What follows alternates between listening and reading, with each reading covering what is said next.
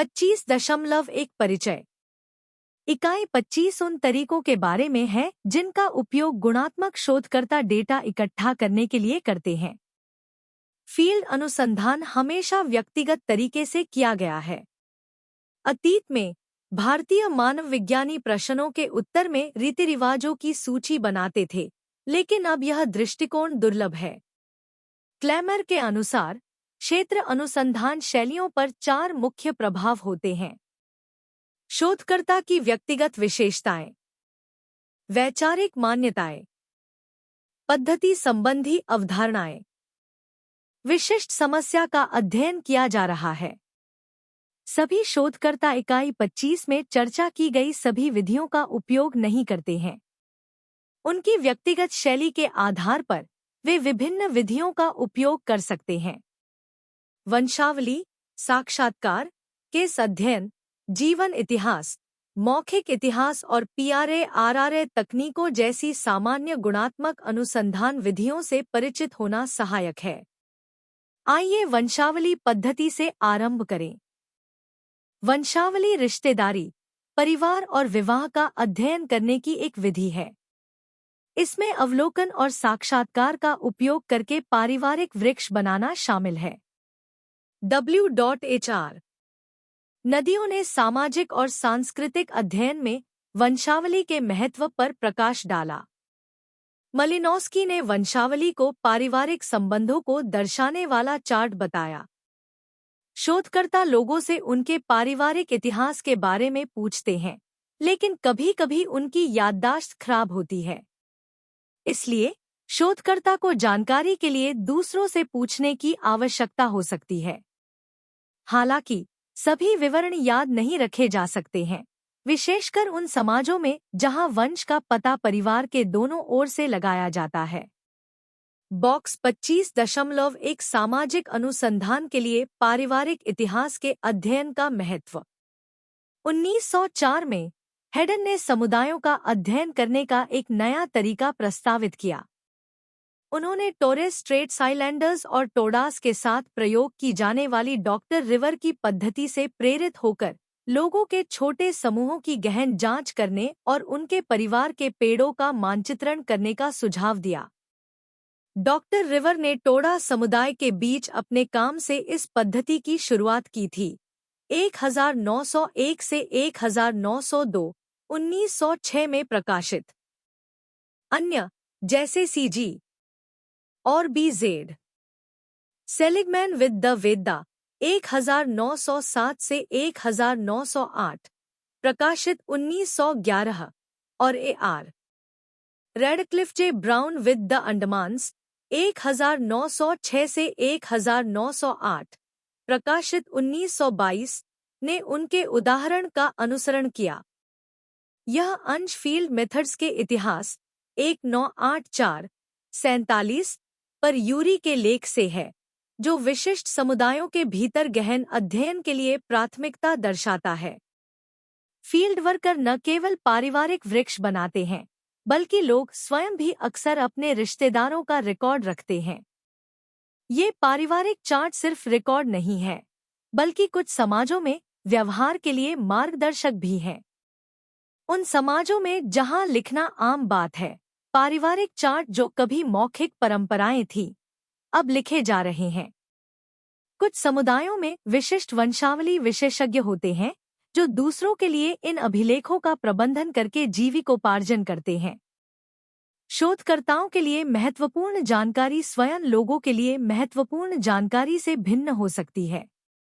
व्यक्तियों द्वारा बनाए गए पारिवारिक चार्ट क्षेत्रीय कार्यकर्ताओं द्वारा बनाए गए चार्ट से भिन्न हो सकते हैं, जो साक्षात्कार और अवलोकन के माध्यम से डेटा इकट्ठा करते हैं। फोर्टिस 1949 के अनुसार व्यक्तियों द्वारा बनाए गए चार्ट को वंशावली कहा जाता है, जबकि शोधकर्ताओं द्वारा बनाए गए चार्ट को वंशावली कहा जाता है। वंशावली डेटा का उपयोग पारिवारिक संबंधों के अध्ययन से परे विभिन्न उद्देश्यों के लिए किया जाता है। जनसांख्यिकी विशेषज्ञ इस डेटा का उपयोग करते हैं और यह प्रवासन पैटर्न का अध्ययन करने के लिए भी उपयोगी है।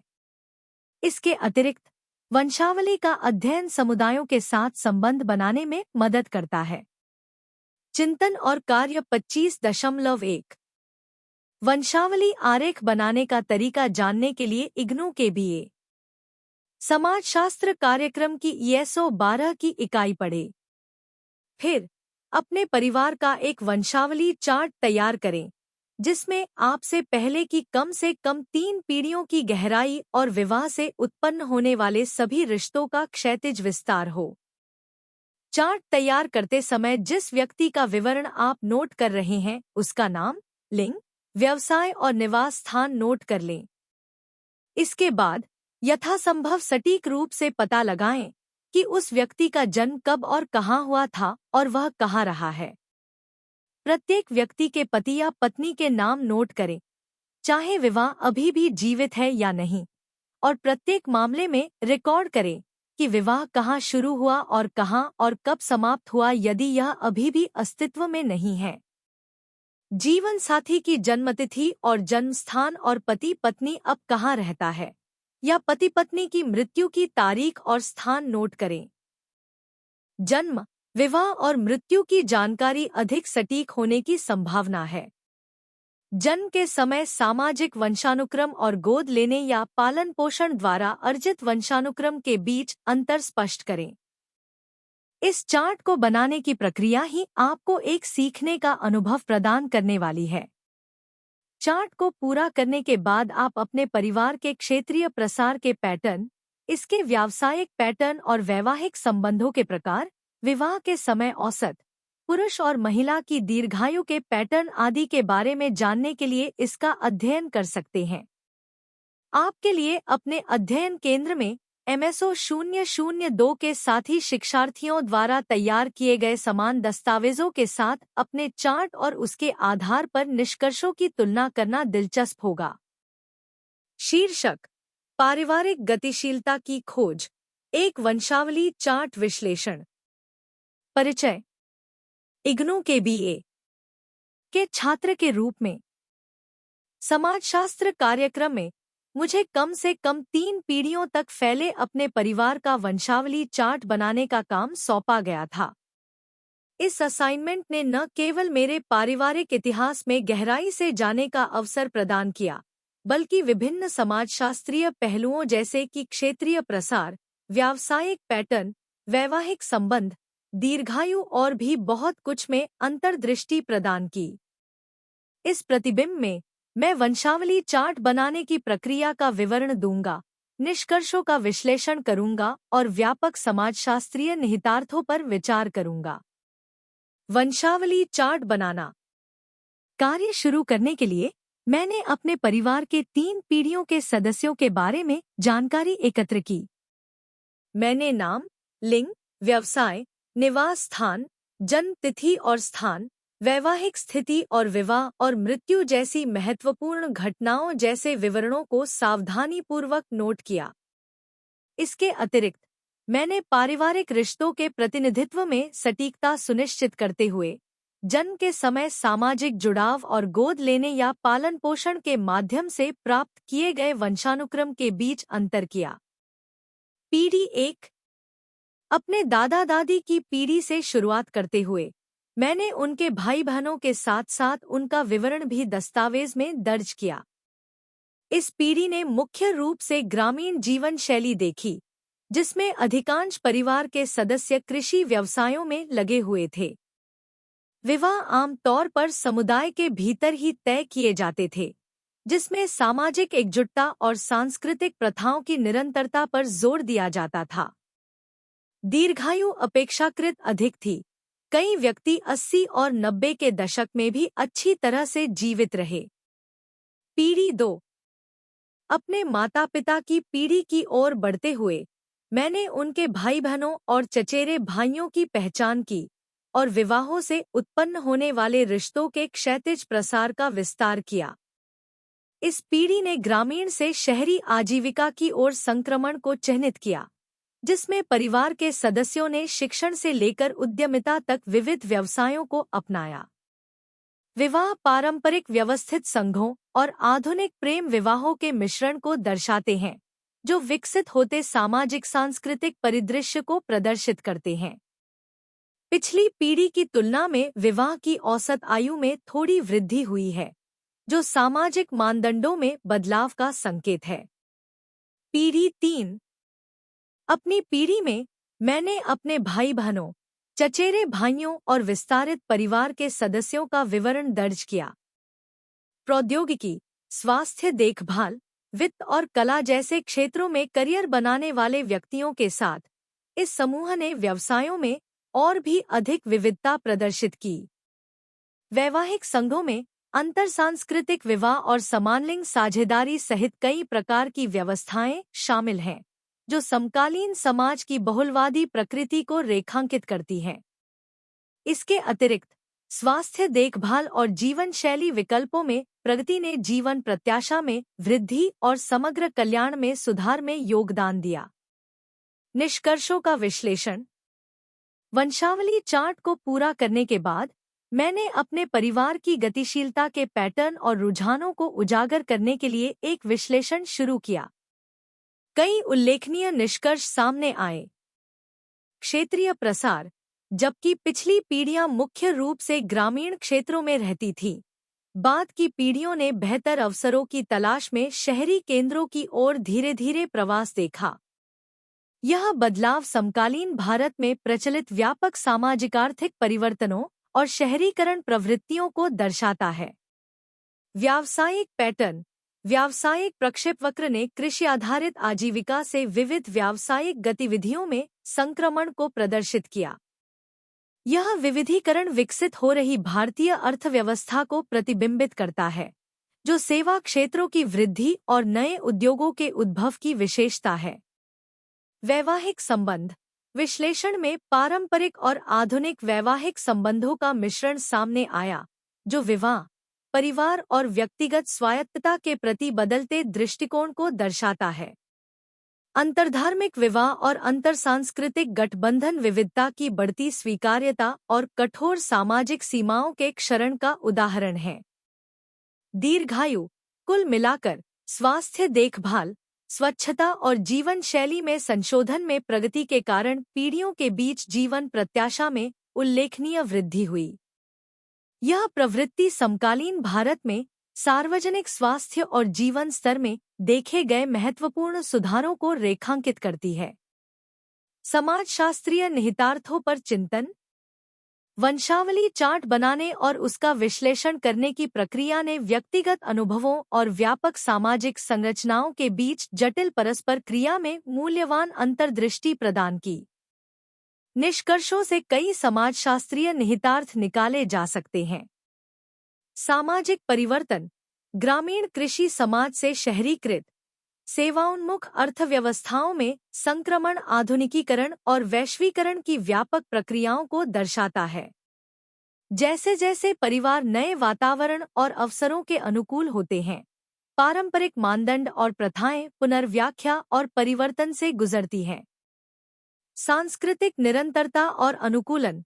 आधुनिक जीवन शैली अपनाने के बावजूद परिवार अक्सर अपनी सांस्कृतिक विरासत और पहचान के तत्वों को बरकरार रखते हैं। विवाह बातचीत के स्थल के रूप में कार्य करते हैं, जहां परंपरा आधुनिकता के साथ जुड़ती है, नई सामाजिक वास्तविकताओं को समायोजित करते हुए सांस्कृतिक निरंतरता को बढ़ावा देती है। लिंग गतिशीलता।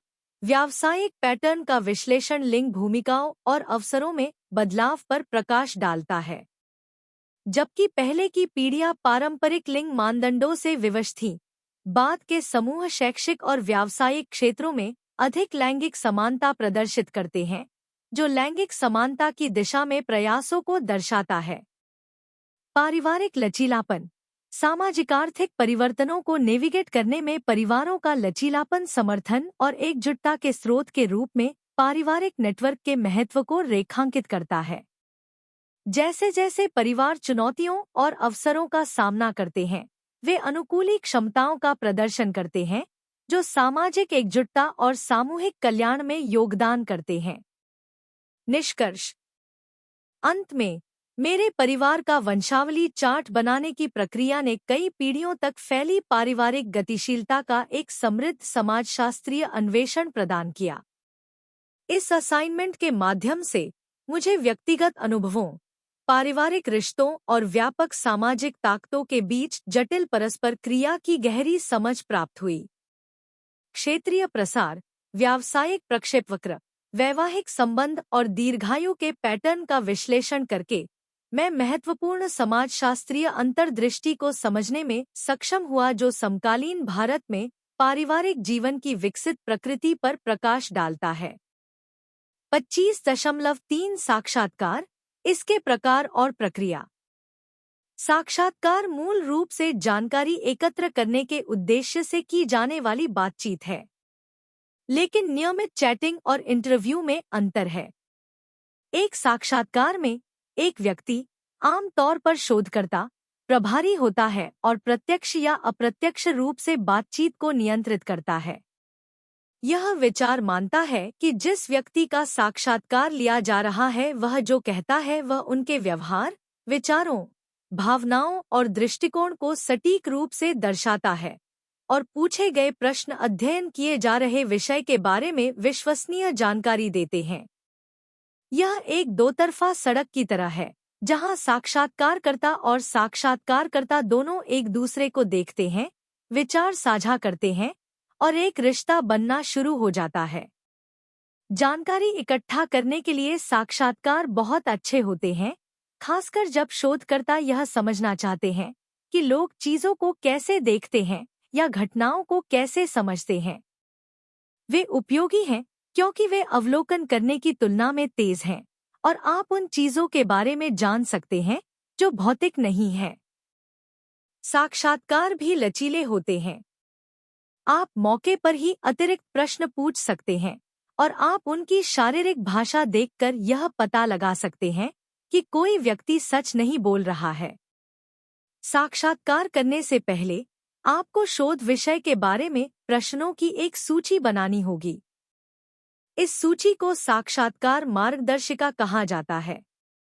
यह साक्षात्कारकर्ता को उनके पास मौजूद सीमित समय में सभी महत्वपूर्ण विषयों को कवर करने में मदद करता है। प्रश्नों की एक सूची रखना सहायक है, लेकिन यह कुछ मायनों में बातचीत को सीमित कर सकता है। इसीलिए कुछ शोधकर्ता विभिन्न प्रकार के साक्षात्कार शेड्यूल का उपयोग करना पसंद करते हैं। हम साक्षात्कारों को विभिन्न मानदंडों के आधार पर वर्गीकृत कर सकते हैं, जिन्हें आप बॉक्स 25.2 में देख सकते हैं।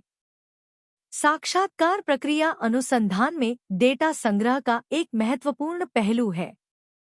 यह आम तौर पर ओपन-एंडेड प्रश्नों से शुरू होता है, जैसे जनसांख्यिकीय या सामान्य प्रश्न, जो साक्षात्कारकर्ता और विषय के बीच संबंध स्थापित करने में मदद करते हैं। अध्ययन का केंद्रीय फोकस प्रश्नों की एक श्रृंखला के माध्यम से किया जाता है, जिन्हें एक साथ रखा जा सकता है या पूरे साक्षात्कार में फैलाया जा सकता है। प्रतिक्रियाओं की विश्वसनीयता सुनिश्चित करने के लिए समान प्रश्न अलग अलग तरीकों से पूछे जा सकते हैं। जांच करने वाले प्रश्नों का उपयोग विषय को अधिक संपूर्ण कहानियां प्रदान करने और उनकी प्रतिक्रियाओं को विस्तृत करने के लिए प्रोत्साहित करने के लिए किया जाता है। एक साक्षात्कारकर्ता के रूप में विषय को सर्वेक्षण के महत्व के बारे में समझाना और उन्हें यह महसूस कराना महत्वपूर्ण है कि उनका इनपुट मूल्यवान है। प्रश्नों की एक सूची साक्षात्कार के प्रवाह को निर्देशित करने और बातचीत को रुकने से रोकने में मदद कर सकती है। एक आरामदायक और स्वागत योग्य वातावरण बनाने के लिए उचित बातचीत शैली, बैठने की स्थिति और आंखों की गतिविधियों को विकसित किया जाना चाहिए। यदि बातचीत रुकनी शुरू हो जाती है, तो यह संकेत देकर कि आप विषय की राय में रुचि रखते हैं या उन्हें अपने विचार साझा करने के लिए प्रोत्साहित करने के लिए जानबूझकर गलत दावा करके इसे फिर से शुरू किया जा सकता है। जांच करना एक महत्वपूर्ण कौशल है जिसका उपयोग अधिक गहन जानकारी इकट्ठा करने के लिए उचित रूप से किया जाना चाहिए। आकस्मिक रुकावटों से बचना चाहिए, लेकिन अगर वे आती हैं, तो उन्हें शालीनता से संभालना चाहिए। गैर मौखिक उत्तेजनाओं जैसे कलाकृतियाँ, शो कार्ड, चित्र या तस्वीरों का उपयोग प्रश्नों को स्पष्ट करने और विषय को बेहतर ढंग से समझने में मदद करने के लिए किया जा सकता है कि क्या पूछा जा रहा है। कुछ मामलों में एक से एक साक्षात्कार संभव नहीं हो सकता है और इसके बजाय समूह साक्षात्कार आयोजित किए जा सकते हैं। यह विशेष रूप से सार्वजनिक सेटिंग्स में उपयोगी हो सकता है जहां शोधकर्ता किसी ऐसे विषय पर जानकारी मांग रहा है जो पूरे समुदाय को प्रभावित करता है। साक्षात्कार आयोजित करने के लिए यहाँ कुछ उपयोगी सुझाव दिए गए हैं। विषय के साथ तालमेल स्थापित करने के लिए छोटी छोटी बातचीत से साक्षात्कार शुरू करें। उचित पोशाक पहनें और प्राकृतिक रूप प्रस्तुत करें। प्रतिवादी के प्रति जागरूक, प्रशंसनीय, सम्मानजनक और सौहार्दपूर्ण रहें। एकाक्षरी उत्तर स्वीकार न करें। इंटरव्यू के उद्देश्य को हमेशा ध्यान में रखें। साक्षात्कार आरामदायक और निजी सेटिंग में आयोजित करें। साक्षात्कार पर नारीवादी और उत्तराधुनिकतावादी परिप्रेक्ष्य। हम साक्षात्कार पर दो अलग-अलग विचार प्रस्तुत कर रहे हैं जिनका उपयोग आप अपने लघु शोध प्रोजेक्ट के लिए कर सकते हैं। साक्षात्कार पर नारीवादी परिप्रेक्ष्य। नारीवादी पद्धति इस विचार से असहमत है कि शोधकर्ता और शोधार्थी के बीच सख्त अलगाव रखने से अधिक वैध, निष्पक्ष विवरण मिलता है। विषयों को केवल ज्ञान की वस्तु मानने के बजाय नारीवादी प्रतिवादी को अन्वेषक के साथ बातचीत में शामिल होने देने में विश्वास करते हैं। इसका मतलब है कि शोधकर्ताओं का लक्ष्य उन लोगों के साथ सक्रिय रूप से साझा करके समझ बनाना है जिनका वे अध्ययन कर रहे हैं। साक्षात्कार के लिए एन ओकले के नारीवादी दृष्टिकोण, जिसे 1981 में रेखांकित किया गया था, का उद्देश्य विषयों को मात्र डेटा के रूप में मानना कम करना है। वह साक्षात्कार को बातचीत के रूप में देखती है जहां सवालों के जवाब देने से शोधकर्ता को व्यक्तिकृत और मानवीय बनाने की अनुमति मिलती है, जिससे बातचीत अधिक समान हो जाती है। ध्यान केवल जानकारी एकत्र करने पर नहीं है, बल्कि इसमें शामिल दोनों पक्षों के लिए साक्षात्कार के अर्थ को समझने पर भी है। ओकले इस बात पर जोर देते हैं कि इंटरैक्टिव साक्षात्कार महिलाओं के स्वयं के अनुभवों को पकड़ता है और न केवल अपने लिए बल्कि अपनी कहानियों को साझा करने वाली महिलाओं के लाभ के लिए ज्ञान प्रदान करता है। परंपरागत रूप से गुणात्मक शोधकर्ताओं ने ओपन-एंडेड और गहन साक्षात्कार आयोजित किए हैं, जिसका उद्देश्य शोधकर्ता के दृष्टिकोण को थोपने से बचना है। हालांकि उपयोगी खाते प्राप्त करने के लिए महिलाओं को बोलने देने से कहीं अधिक की आवश्यकता होती है। कई महिलाएं कुछ भाषा और अर्थों के वर्चस्व वाले समाज में अपने अनुभव व्यक्त करने के लिए संघर्ष करती हैं। शोधकर्ताओं को यह पहचानना चाहिए कि कैसे समाजशास्त्रीय अवधारणाएं महिलाओं के वृत्तांतों को विकृत कर सकती हैं और उनके साक्षात्कारों को रोजमर्रा की जिंदगी की विशिष्टताओं पर आधारित कर सकती हैं।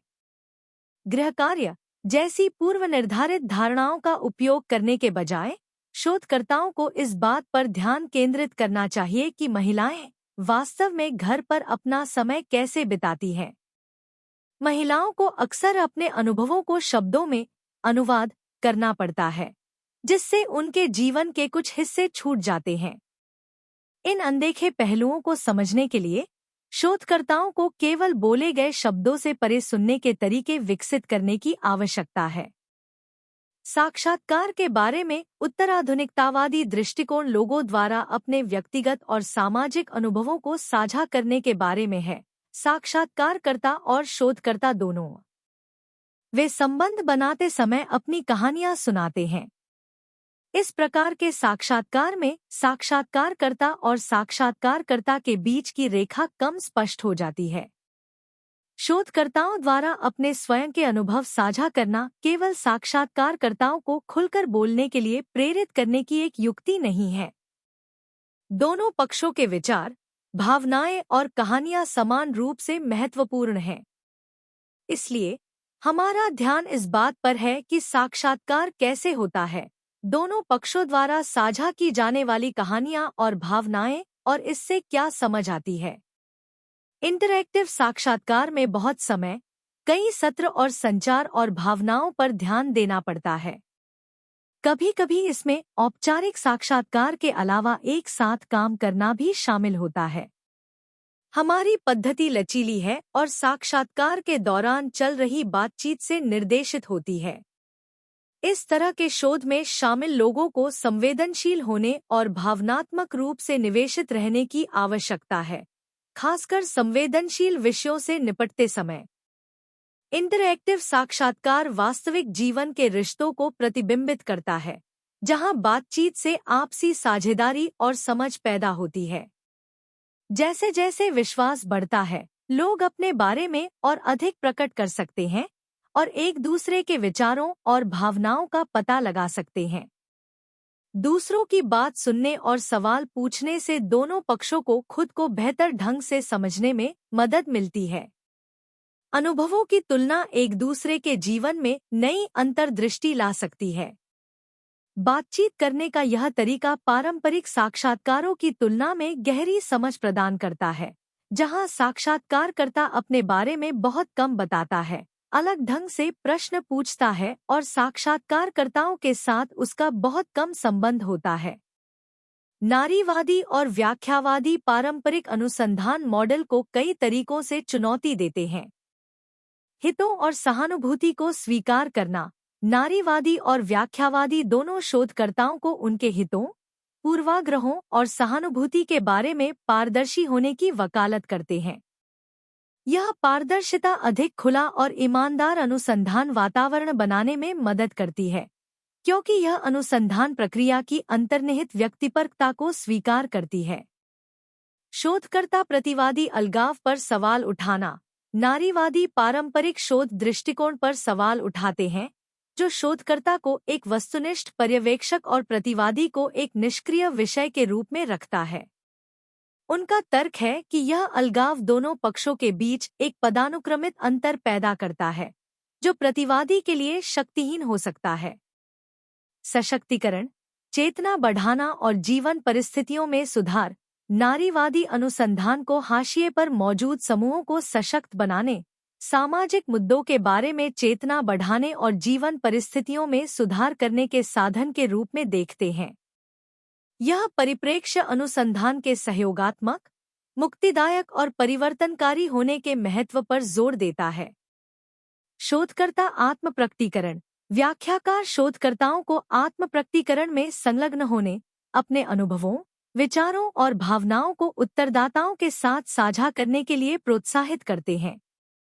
यह दृष्टिकोण संबंध और विश्वास बनाने में मदद करता है, जिससे उत्तरदाता अपनी कहानियों और अनुभवों को साझा करने में अधिक सहज महसूस करते हैं। एक भागीदार के रूप में शोधकर्ता पारंपरिक अनुसंधान मॉडल के विपरीत, व्याख्याकार शोधकर्ता को अनुसंधान प्रक्रिया में एक सक्रिय भागीदार के रूप में देखते हैं। उनका तर्क है कि शोधकर्ता की भागीदारी समृद्ध डेटा और शोध विषय की अधिक सूक्ष्म समझ उत्पन्न करने में मदद कर सकती है। कथावाचक के रूप में साक्षात्कारकर्ता उत्तरदाताओं को कथावाचक के रूप में देखकर, व्याख्याकार उनकी कहानियों और अनुभवों को आकार देने में उनकी सक्रिय भूमिका को स्वीकार करते हैं। यह दृष्टिकोण शोधकर्ताओं को उत्तरदाताओं के साथ बातचीत में शामिल होने, गहन प्रश्न पूछने और अधिक विस्तृत और व्यावहारिक विवरण प्राप्त करने के लिए कहानियां साझा करने के लिए प्रोत्साहित करता है। संक्षेप में, नारीवादी और व्याख्यावादी अनुसंधान के लिए अधिक संलग्न और पारदर्शी दृष्टिकोण के लिए तर्क देते हैं, जो अनुसंधान प्रक्रिया को आकार देने में शोधकर्ता की भूमिका को पहचानता है, आत्मप्रकटीकरण को प्रोत्साहित करता है और उत्तरदाताओं को सक्रिय प्रतिभागियों के रूप में देखता है। इस दृष्टिकोण का उद्देश्य अधिक सहयोगात्मक और सशक्त अनुसंधान वातावरण बनाना है, जो अंततः सामाजिक मुद्दों की अधिक सूक्ष्म समझ में योगदान देता है। चिंतन और क्रिया 25.2। अपने अध्ययन केंद्र में MSO 002 के 3 साथी शिक्षार्थियों की एक टीम बनाएं। टीम के प्रत्येक सदस्य को मुक्त और दूरस्थ शिक्षा संस्थानों में परीक्षा प्रणाली में सुधार के विषय पर अपनी पसंद के शिक्षक का साक्षात्कार लेने के लिए 3 प्रकार की साक्षात्कार विधियों में से एक का चयन करना होगा। टीम के प्रत्येक सदस्य को अपने निष्कर्षों के आधार पर लगभग 500 शब्दों का एक संक्षिप्त नोट तैयार करना है। प्रत्येक सदस्य को इस पाठ्यक्रम के एक परामर्श सत्र में MSO 002 के अन्य शिक्षार्थियों के समक्ष मौखिक प्रस्तुति में समझाना है कि प्रत्येक मामले में साक्षात्कार आयोजित करने के तरीके में अंतर के कारण निष्कर्षों में अंतर है। चिंतन और कार्रवाई 25.2 मुक्त और दूरस्थ शिक्षा संस्थानों में परीक्षा प्रणालियों में सुधार की खोज के लिए साक्षात्कार विधियों का तुलनात्मक विश्लेषण। इग्नू के एक छात्र के रूप में मुझे मुक्त और दूरस्थ शिक्षा संस्थानों में परीक्षा प्रणाली में सुधार के विषय का पता लगाने के लिए अपने अध्ययन केंद्र के 3 साथी शिक्षार्थियों के साथ एक टीम प्रोजेक्ट सौंपा गया था।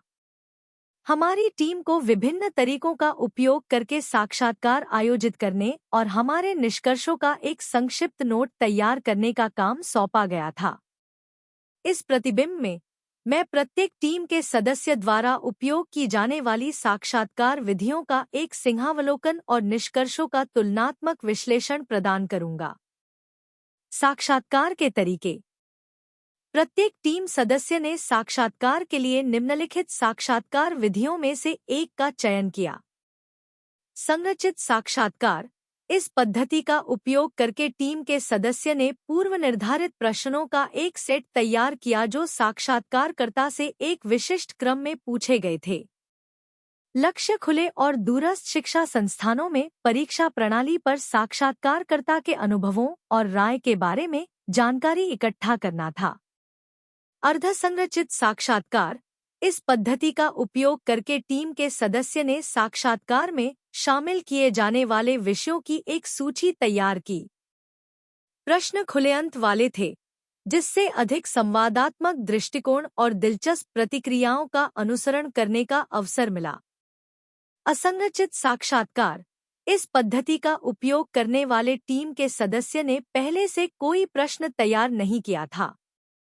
साक्षात्कारकर्ता ने विषय के सामान्य विचार के साथ साक्षात्कारकर्ता से संपर्क किया और साक्षात्कारकर्ता की प्रतिक्रियाओं के आधार पर ओपन-एंड प्रश्न पूछे।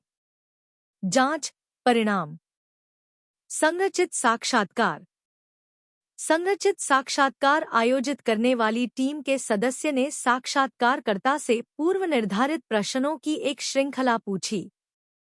प्रश्न खुले और दूरस्थ शिक्षा संस्थानों में परीक्षा प्रणाली पर साक्षात्कारकर्ता के अनुभवों और राय पर केंद्रित थे।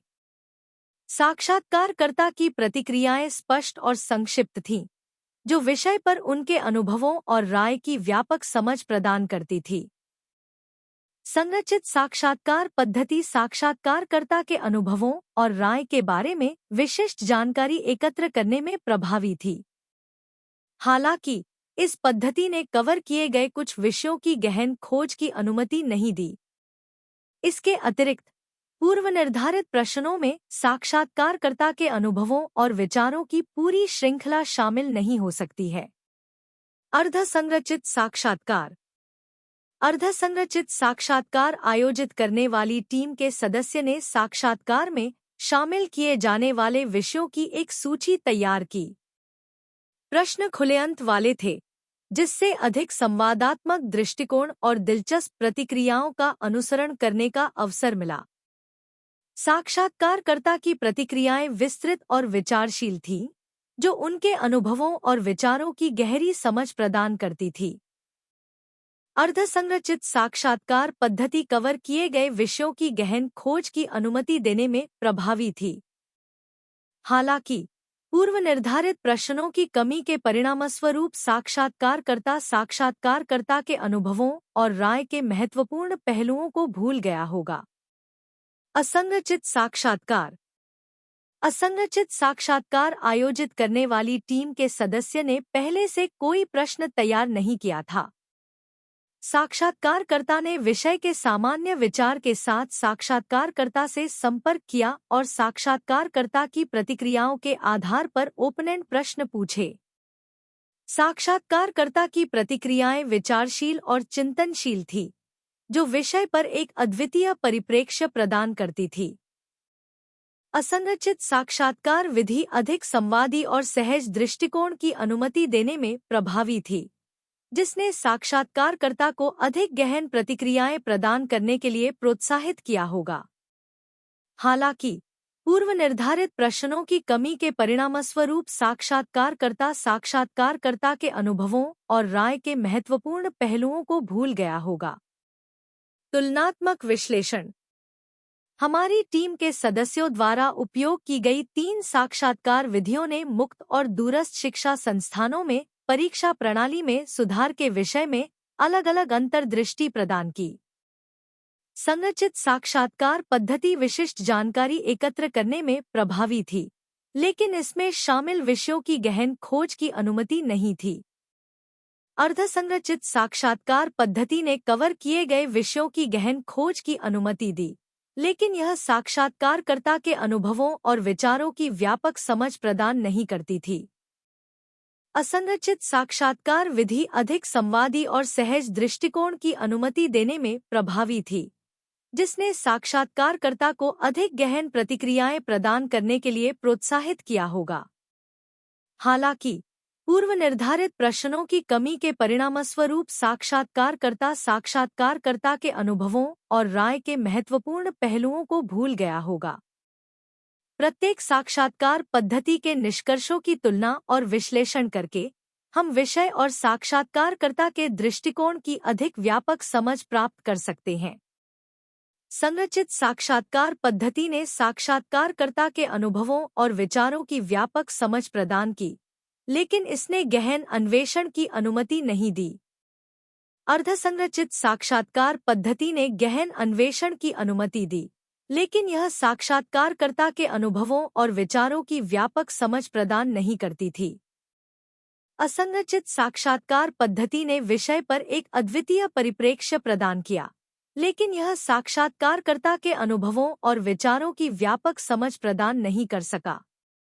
हमारी टीम ने विषय और साक्षात्कारकर्ता के लिए उपयुक्त साक्षात्कार पद्धति का चयन करने के महत्व को सीखा। विभिन्न साक्षात्कार विधियों का उपयोग विषय और साक्षात्कारकर्ता के दृष्टिकोण की अधिक व्यापक समझ प्रदान कर सकता है। इसके अतिरिक्त विभिन्न साक्षात्कार विधियों के उपयोग से विषय की अधिक सूक्ष्म और गहन खोज संभव हो सकती है। निष्कर्ष में, मुक्त और दूरस्थ शिक्षा संस्थानों में परीक्षा प्रणाली में सुधार के विषय की खोज के लिए विभिन्न साक्षात्कार विधियों के साथ हमारी टीम के अनुभव ने प्रत्येक विधि की ताकत और सीमाओं में मूल्यवान अंतर्दृष्टि प्रदान की। प्रत्येक साक्षात्कार पद्धति के निष्कर्षों की तुलना और विश्लेषण करके हम विषय और साक्षात्कारकर्ता के दृष्टिकोण की अधिक व्यापक समझ प्राप्त कर सकते हैं। इग्नू के छात्रों के रूप में डेटा संग्रह के विभिन्न तरीकों और अनुसंधान और विश्लेषण के लिए उनके निहितार्थों पर विचार करना आवश्यक है। 25.5 कहानियों को समझना। कथात्मक विश्लेषण व्यक्तियों की कहानियों और दृष्टिकोणों को देखता है। दास 1999 इस बारे में बात करते हैं कि हम आजकल इन कहानियों का विश्लेषण कैसे करते हैं। बोली गई जानकारी एकत्र करने के विभिन्न तरीकों के लिए बॉक्स 25.4 देखें। बॉक्स 25.4 कहानियों का विश्लेषण करने के लिए मौखिक जानकारी प्राप्त करने के 3 तरीके। दास 1999 48 से 50 डेटा एकत्र करने के 3 तरीकों का वर्णन करते हैं। कहानी सुनाना। यह विधि हमें यह पता लगाने की सुविधा देती है कि लोगों की जीवन कहानियां किस प्रकार भिन्न होती हैं, भले ही वे समान परिस्थितियों में हों। कहानी एक समयरेखा का अनुसरण करती है, जो किसी व्यक्ति के जीवन में एक घटना या घटनाओं की श्रृंखला पर केंद्रित होती है। मुख्य घटनाओं पर ध्यान केंद्रित करना। यहाँ अपनी जीवन कहानी बताने वाला व्यक्ति उन घटनाओं पर जोर दे सकता है जो उन्हें सबसे महत्वपूर्ण लगती हैं। प्रश्न पूछना। यह विधि परिकल्पनाओं का परीक्षण करती है, जहां शोधकर्ता जानकारी इकट्ठा करने के लिए विशिष्ट प्रश्न पूछता है। सिर्फ लोगों से बात करने से हमें वह सारी जानकारी नहीं मिल सकती जिसकी हमें जरूरत है। कहानियों को पूरी तरह से समझने के लिए हमें जो कहा गया है उससे परे देखना होगा और उन परिस्थितियों पर विचार करना होगा जिन्होंने व्यक्ति की प्रतिक्रिया को प्रभावित किया है। कोई कैसे प्रतिक्रिया देता है यह उसकी स्थिति पर निर्भर करता है। उदाहरण के लिए, एक विधवा अपनी आर्थिक मदद न करने के लिए सरकार से नाराज हो सकती है, जबकि कोई अन्य व्यक्ति सोच सकता है कि मदद आवश्यक नहीं है। जब लोग प्रश्नों का उत्तर नहीं देते हैं, तो इसका मतलब यह नहीं है कि उनकी कोई राय नहीं है। कभी-कभी वे स्थिति के आधार पर मौके पर ही राय बना लेते हैं। हमें न केवल जो कहा गया है उस पर विचार करने की जरूरत है, बल्कि टिप्पणियों, दृष्टिकोण और रिकॉर्ड पर भी विचार करने की जरूरत है। सत्य हमेशा सीधा नहीं होता, क्योंकि जानने के विभिन्न तरीके अलग-अलग सत्य उत्पन्न करते हैं। यहाँ तक कि चुप्पी भी एक कहानी बता सकती है, इसलिए हमें उस पर भी ध्यान देने की जरूरत है जो नहीं कहा जा रहा है। 25.6 स्पष्टीकरण। कोई क्या कहता है उसे समझने में केवल प्रश्न पूछने से कहीं अधिक शामिल है। हमें इस बात पर विचार करने की आवश्यकता है कि उनका उत्तर उनकी स्थिति से कैसे संबंधित है। विभिन्न संस्कृतियों में चीजों के अलग-अलग अर्थ होते हैं। कभी-कभी लोग विनम्र होने के लिए कुछ भी कह देते हैं, भले ही वह पूरी तरह सटीक न हो। अन्य समय में वे जल्दी से उत्तर दे सकते हैं क्योंकि वे अधीर हैं या उनके पास राजनीतिक या नैतिक विश्वास जैसे अन्य कारण हो सकते हैं। किसी की प्रतिक्रिया को बेहतर ढंग से समझने के लिए उन सभी संभावित प्रश्नों के बारे में सोचने में मदद मिल सकती है जिनके उत्तर मिल सकते थे, जैसा कि केम्प और एलेन ने सुझाव दिया था। कोई क्या कहता है उसे समझने का अर्थ उत्तर देने वाले और प्रश्न पूछने वाले के बीच शक्ति की गतिशीलता को पहचानना भी है। अलग-अलग स्थितियां अलग-अलग प्रतिक्रियाएं दे सकती हैं। यहाँ तक कि जब कोई चुप रहता है या जवाब देने से इनकार करता है, तो उस चुप्पी का भी अर्थ होता है। यह केवल महत्वपूर्ण नहीं है कि लोग क्या कहते हैं, बल्कि यह भी महत्वपूर्ण है कि उनके कार्य, अभिव्यक्तियां और वे कब चुप रहना चुनते हैं। 25.7 केस स्टडी और प्रकार। एक केस स्टडी में किसी विशिष्ट व्यक्ति, स्थान, घटना या समूह के बारे में बहुत सारी जानकारी एकत्र करना शामिल होता है। इससे शोधकर्ताओं को यह समझने में मदद मिलती है कि चीजें कैसे काम करती हैं। यह केवल डेटा एकत्र करने के बारे में नहीं है, यह चीजों का अध्ययन करने का एक तरीका है। व्यापक स्थितियों को देखने से लेकर केवल एक व्यक्ति या समूह पर ध्यान केंद्रित करने तक केस अध्ययन बहुत भिन्न हो सकते हैं। वे किसी व्यक्ति, लोगों के समूह या यहाँ तक कि पूरे समुदाय को देख सकते हैं। शोधकर्ता जानकारी इकट्ठा करने के लिए विभिन्न तरीकों का उपयोग कर सकते हैं, जैसे जीवन की कहानियाँ, दस्तावेज, साक्षात्कार या लोगों को उनके दैनिक जीवन में देखना। केस अध्ययन जीवन और समाज के विशिष्ट पहलुओं पर ध्यान केंद्रित कर सकते हैं या व्यापक परिप्रेक्ष्य ले सकते हैं। उदाहरण के लिए, एक अन्वेषक किसी के जीवन के किसी एक हिस्से को करीब से देख सकता है, जैसे मेडिकल स्कूल में मेडिकल छात्र के व्यवहार को देखना। यह निर्णय लेने के लिए कि सामाजिक जीवन के किस भाग का अध्ययन किया जाए, आपको समस्या को समझने की आवश्यकता है। किसी व्यक्तिगत मामले को देखते समय आपको भी इसी प्रकार का मूल्यांकन करने की आवश्यकता होती है। इसमें एक लंबा साक्षात्कार या कई साक्षात्कार शामिल हो सकते हैं, साथ ही टिप्पणियों से फील्ड नोट्स, जर्नल प्रविष्टियों की प्रतियां या अन्य दस्तावेजीकरण भी शामिल हो सकते हैं। कभी-कभी किसी व्यक्ति के सामाजिक जीवन के सभी पहलुओं को कवर करने वाली एक व्यापक जांच आवश्यक होती है, क्योंकि वे आपस में जुड़े हुए होते हैं और आप दूसरे हिस्से पर विचार किए बिना एक हिस्से को नहीं समझ सकते हैं। केस स्टडी के प्रकार।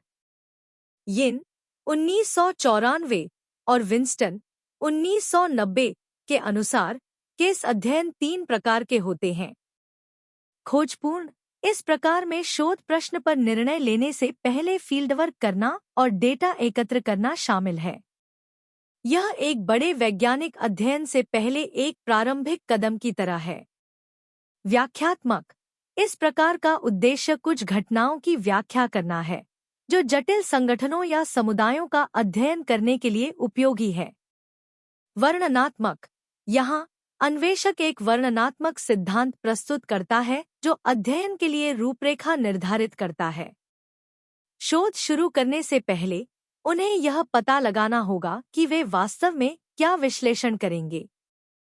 जो बात केस स्टडीज को सामान्य नृवंश विज्ञान रिपोर्टों से अलग करती है वह है विवरण का स्तर। प्रत्येक केस अध्ययन एक विशिष्ट समय में एक परिभाषित स्थिति में लोगों के एक विशेष समूह से जुड़ी विशिष्ट घटनाओं का वर्णन करता है।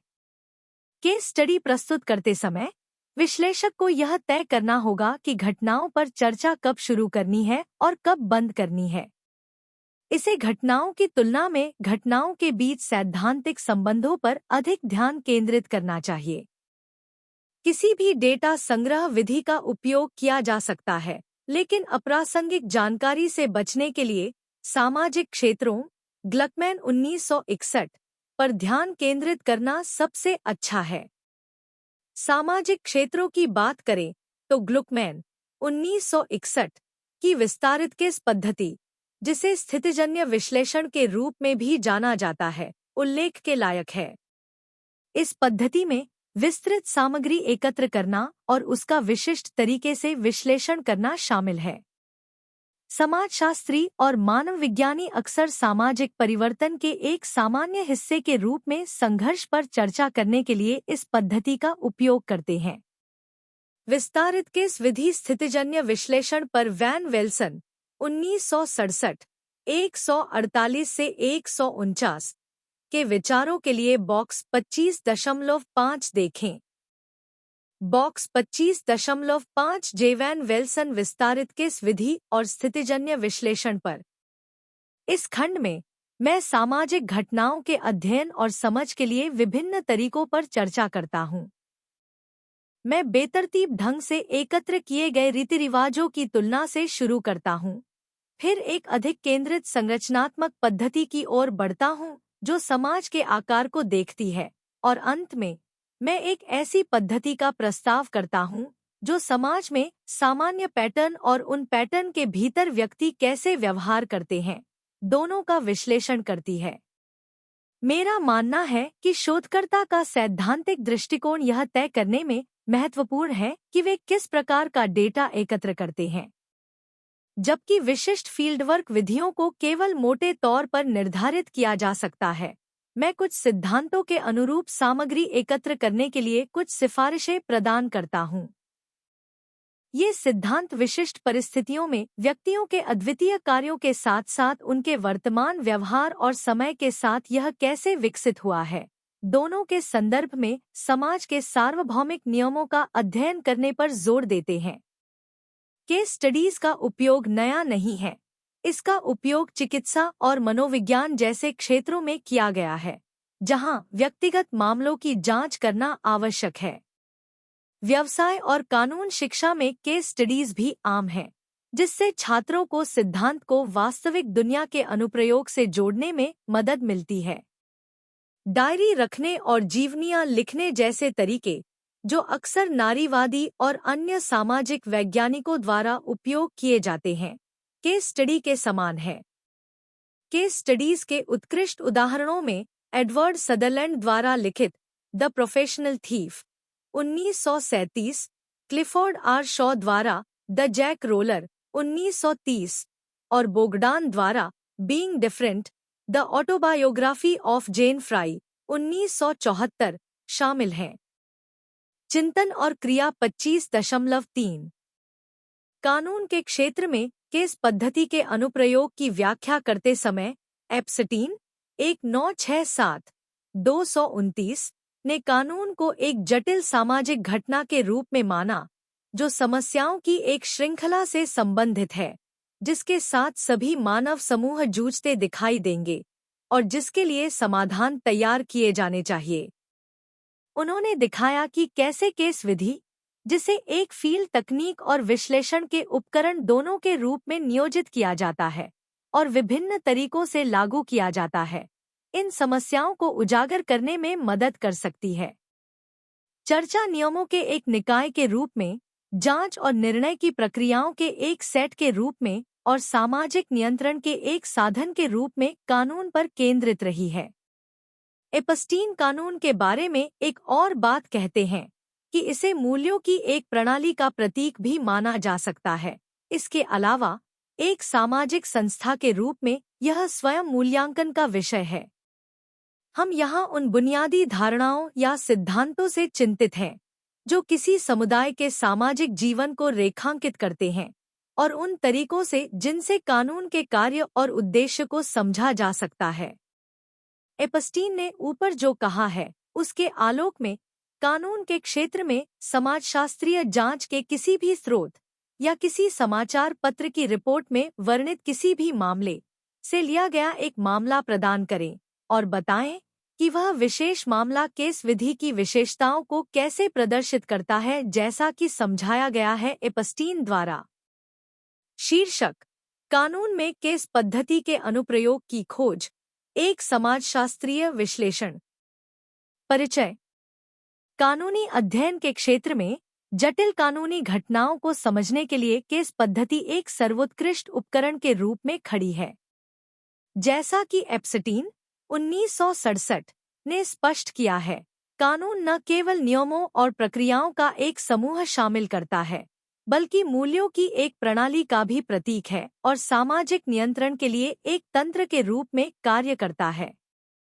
इस प्रतिबिंब का उद्देश्य कानून के क्षेत्र में केस पद्धति के अनुप्रयोग में गहराई से उतरना, एपस्टीन के प्रवचन से अंतर्दृष्टि प्राप्त करना और उन्हें वास्तविक दुनिया के मामले में लागू करना है।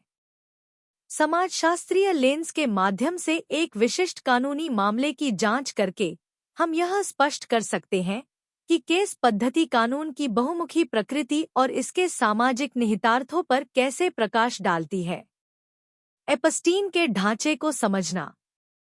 एक बहुआयामी सामाजिक घटना के रूप में एपस्टीन की कानून की संकल्पना मानव समूहों में निहित समस्याओं के समाधान में इसकी भूमिका पर जोर देती है। वह फील्डवर्क और विश्लेषण दोनों में केस विधि की उपयोगिता को रेखांकित करता है, नियमों और प्रक्रियाओं से लेकर सामाजिक मूल्यों और संस्थागत मूल्यांकन तक कानूनी मुद्दों पर प्रकाश डालने की इसकी क्षमता पर प्रकाश डालता है। एपस्टीन के अनुसार कानून मौलिक धारणाओं को प्रतिबिंबित करता है और उन सिद्धांतों को दर्शाता है जो सामाजिक जीवन को रेखांकित करते हैं, इसके कार्य और उद्देश्य की धारणाओं में अंतर्दृष्टि प्रदान करते हैं। केस चयन।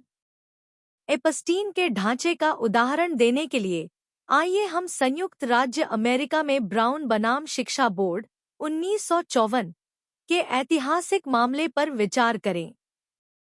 यह मामला अमेरिकी न्यायशास्त्र की आधारशिला है, जिसने न केवल कानूनी सिद्धांतों को संबोधित किया, बल्कि व्यापक सामाजिक मूल्यों और मानदंडों को भी समाहित किया, जिससे यह केस पद्धति के लेंस के माध्यम से समाजशास्त्रीय विश्लेषण के लिए एक उपयुक्त विषय बन गया। ब्राउन बनाम शिक्षा बोर्ड में एपस्टीन के ढांचे का अनुप्रयोग। नियमों के निकाय के रूप में कानून। ब्राउन बनाम शिक्षा बोर्ड पब्लिक स्कूलों में नस्लीय अलगाव की संवैधानिकता पर केंद्रित है, जो प्लेसी बनाम फर्ग्यूसन 1896 द्वारा स्थापित अलग लेकिन समान सिद्धांत को चुनौती देता है। कानूनी तर्कों और उदाहरणों के माध्यम से मामले ने अलगाव के स्थापित नियमों का सामना किया, जिससे सुप्रीम कोर्ट को 14वें संशोधन के समान संरक्षण खंड की अपनी व्याख्या पर पुनर्विचार करने के लिए प्रेरित किया गया। कानूनी मिसालों और कानूनों का विश्लेषण करने में केस पद्धति कानूनी नियमों के विकास और सामाजिक मानदंडों के लिए उनके निहितार्थ को स्पष्ट करती है। जांच और न्याय निर्णयन की प्रक्रिया के रूप में कानून।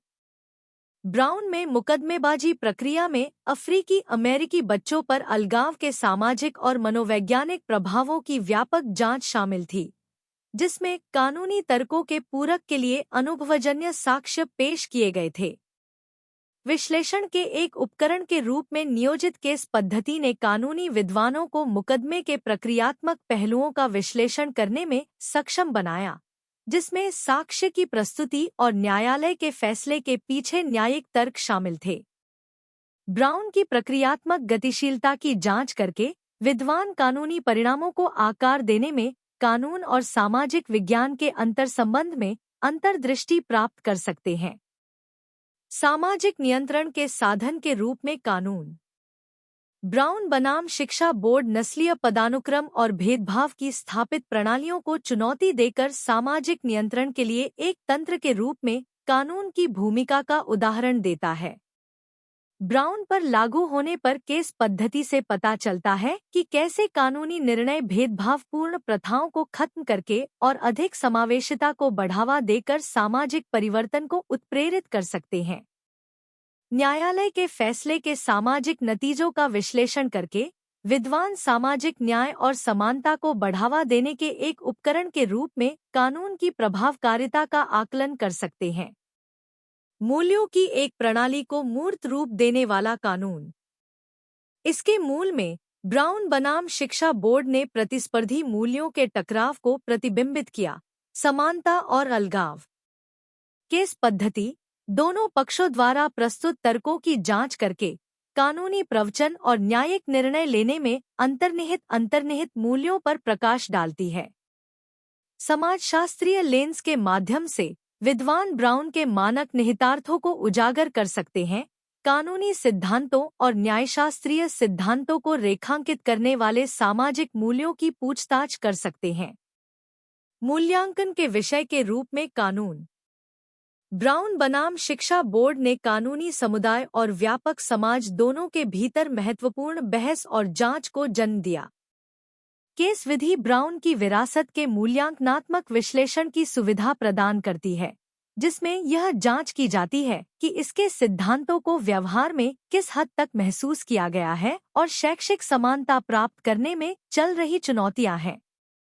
न्यायालय के निर्णय के दीर्घकालिक प्रभाव का आकलन करके विद्वान विकसित होते सामाजिक मानदंडों और अनिवार्यताओं के प्रति उत्तरदायी एक गतिशील संस्था के रूप में कानून का मूल्यांकन कर सकते हैं। निष्कर्ष। ब्राउन बनाम शिक्षा बोर्ड का मामला इस बात का उदाहरण देता है कि कैसे केस पद्धति, जैसा कि एपस्टीन द्वारा स्पष्ट किया गया है, जटिल कानूनी घटनाओं के विश्लेषण के लिए एक व्यापक रूपरेखा प्रदान करती है। समाजशास्त्रीय लेंस के माध्यम से कानून और समाज के बीच परस्पर क्रिया की जांच करके विद्वान कानूनी विवादों की बहुमुखी प्रकृति और उनके व्यापक सामाजिक निहितार्थों को उजागर कर सकते हैं। अनुभवजन्य जांच और सैद्धांतिक विश्लेषण के माध्यम से केस पद्धति सामाजिक ताकतों और मानक मूल्यों द्वारा आकारित एक गतिशील और अनुकूली प्रणाली के रूप में कानून की हमारी समझ को समृद्ध करती है। 25.8 जीवन इतिहास। लोगों के जीवन का अध्ययन करने की विधि, जिसे जीवन इतिहास के रूप में जाना जाता है, इसमें कई तकनीकों और डेटा प्रकारों को शामिल किया गया है। इनमें व्यक्तिगत मामलों को देखना, साक्षात्कार आयोजित करना और पत्र, डायरी और ऐतिहासिक रिकॉर्ड जैसे दस्तावेजों की जांच करना शामिल है। यह 1920 और 1930 के दशक में लोकप्रिय हो गया, विशेष रूप से शिकागो स्कूल ऑफ सोशियोलॉजी से जुड़ा।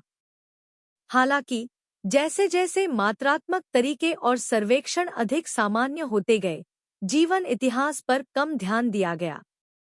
1970 के दशक में न केवल संयुक्त राज्य अमेरिका में बल्कि यूरोप में भी जीवन इतिहास अनुसंधान में रुचि फिर से बढ़ी। यह दृष्टिकोण मानता है कि लोगों के कार्य उनकी व्यक्तिगत पसंद और उनके आसपास की संरचनाओं दोनों से आकार लेते हैं, और सामाजिक घटनाओं को समझने के लिए व्यक्तिगत और समूह दोनों दृष्टिकोण महत्वपूर्ण हैं। इस प्रकार कोई भी सामग्री जो इन दृष्टिकोणों को प्रतिबिंबित करती है, अनुभवजन्य रूप से समाज का अध्ययन करने के लिए महत्वपूर्ण मानी जाती है। जीवन इतिहास अनुसंधान के सबसे शुरुआती और सबसे उल्लेखनीय उदाहरणों में से एक थॉमस और ज़नानीकी की the Polish peasant in Europe and America है। उन्होंने अपने निष्कर्षों का समर्थन करने के लिए 5 खंडों और लगभग 800 पृष्ठों में व्यापक डेटा एकत्र किया। उनके डेटा में अखबार के लेख, पत्र, अदालती रिकॉर्ड और व्यक्तियों की जीवनियां शामिल थी। इस दृष्टिकोण को नस्ल संबंध, अपराध और प्रवासन जैसे विभिन्न विषयों पर लागू किया गया था, विशेष रूप से जातीय और शहरी अध्ययनों में। आधुनिक जीवन इतिहास अनुसंधान व्यापक रूप से भिन्न है और इसमें जीवन कहानी, मौखिक इतिहास और व्यक्तिगत अनुभव कथाएं जैसे शब्द शामिल हैं। अब इन शब्दों के बीच स्पष्ट अंतर हैं और विभिन्न प्रकार के मौखिक खातों को सामान्यीकरण के साथ जोड़ने के लिए रूपरेखा विकसित की गई है। शोध में जीवन की कहानियों को एक वैध प्रकार का डेटा मानना अब आम बात हो गई है। कुछ शोधकर्ताओं ने कथा साक्षात्कार नामक एक विधि विकसित की है, जो कथा सिद्धांत के विचारों पर आधारित है। इस दृष्टिकोण में साक्षात्कार डेटा के आधार पर किसी व्यक्ति के जीवन भर की घटनाओं का क्रम स्थापित करना शामिल है। बर्टम 1981 ने लंबे समय से अनुसंधान में जीवनितिहास दृष्टिकोण के उपयोग का समर्थन किया है। सामाजिक आंदोलनों पर सहयोगात्मक अनुसंधान 1990 ने बड़े पैमाने पर तुलनात्मक अनुसंधान परियोजनाओं में इस पद्धति के उपयोग को प्रदर्शित करने के लिए संयुक्त राज्य अमेरिका, इंग्लैंड, आयरलैंड, इटली, पश्चिम जर्मनी और फ्रांस में छात्र आंदोलनों के सदस्यों के जीवनितिहास डेटा का उपयोग किया। डॉल्बी स्टाहल 1989 एक लोकगीतकार ने जीवन इतिहास दृष्टिकोण का एक रूप विकसित किया है जिसे वह साहित्यिक लोकगीतकार कहती है।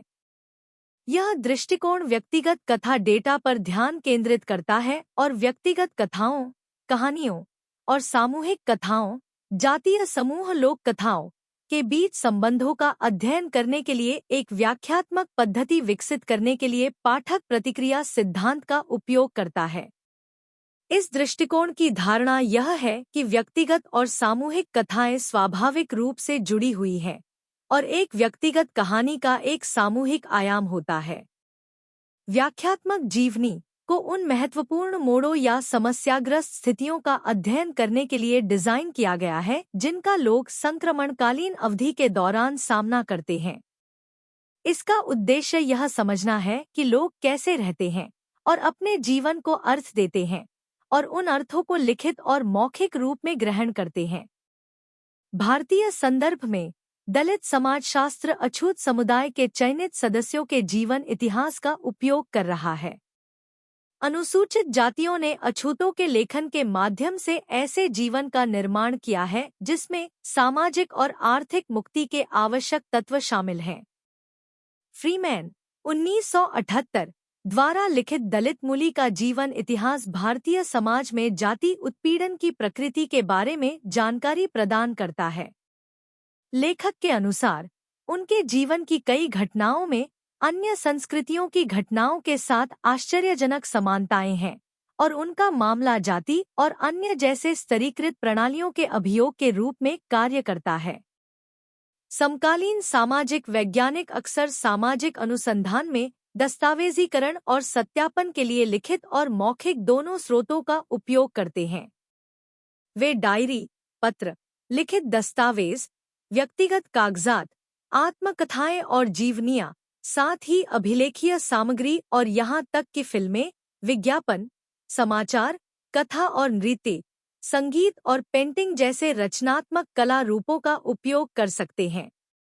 मौखिक इतिहास, जो अक्सर साक्षात्कार के माध्यम से या लोगों को अपने बारे में लिखने के लिए कहकर क्षेत्र अनुसंधान के दौरान एकत्र की गई जानकारी पर आधारित होते हैं, एक विशेष प्रकार का पाठ है जिसका उपयोग मानव विज्ञानी द्वारा लंबे समय से किया जाता रहा है, खासकर बिना लिखित रिकॉर्ड वाले समाजों में।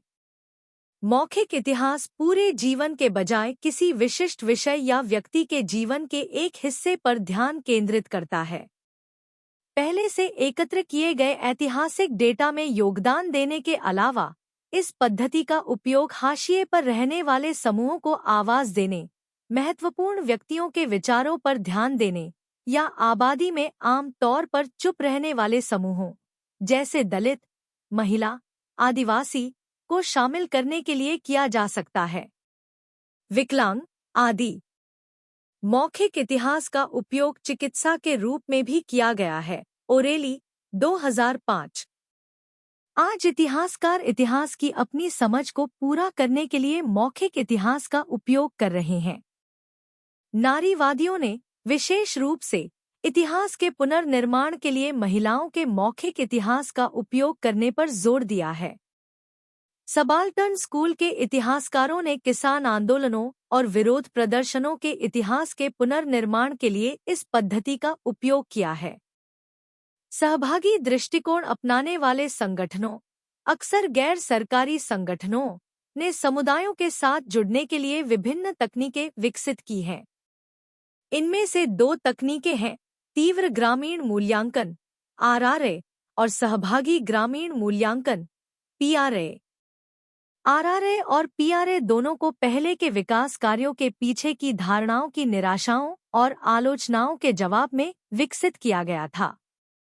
आरआरए और पीआरए दृष्टिकोण के समान सेट हैं, जो बाहरी लोगों और विकासात्मक गतिविधियों और अनुसंधान में शामिल लोगों के बीच संबंधों में बदलाव पर जोर देते हैं।